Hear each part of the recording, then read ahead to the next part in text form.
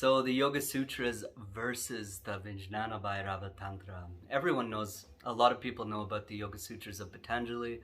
Patanjali is considered to be the father of yoga of some sorts. He was widely known in the world of yoga in his time, and really he's the first one that wrote a doctrine about yoga. Later on there were other beings who wrote doctrines about yoga, but he was kind of really the first one. Brought it maybe years later, it was brought more into mainstream thinking, yoga was, and then yeah, we have yoga now, and many people do teacher trainings, many people are interested in yoga, and so they study the Yoga Sutras of Patanjali. And the Yoga Sutras of Patanjali is an amazing text. I've always found it to be a little bit dry when compared to the Vijnana Bhairava Tantra, or when I compare it to the Bhagavad Gita.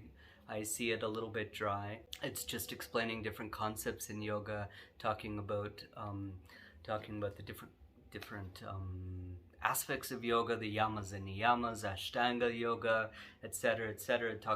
There's a whole chapter there about siddhis, about perfections, and kind of, we could say, paranormal or supernatural powers, etc.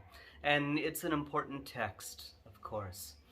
But what I would consider the Vijnana Bhairava Tantra to be even more important than the Yoga Sutras.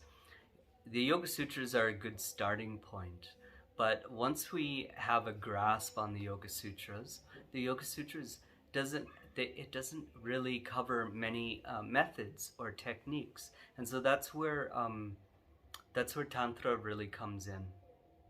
Tantra, practical in a lot of ways. When you pick up tantric texts, there's a lot of times, not always the Kashmir Shaivist text, there's a lot about philosophy, but this specific Kashmir Shaivist text, the Vijnana Bhairava Tantra, talks about 112 different meditations and different kinds of meditations, from sleeping or lying down meditation to a meditation that happens when you see a loved one after a long time and you've longed for them, or when you're out in a boat and all that you see is water in all directions, etc., etc. So there's a lot of different meditations that we can use, and in this way it's really special, because then we can actually start to turn our meditation into everyday life. It's not like our meditation only happens on our yoga mat or on our asana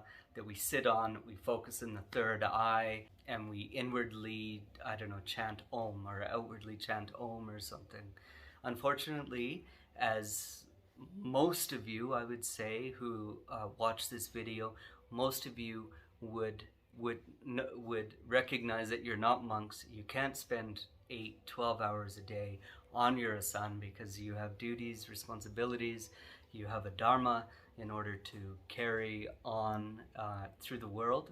And so in this way, it's important to have very practical things that you can do and practice in our everyday life. And this is what the Vijnana Bhairava Tantra does. Good.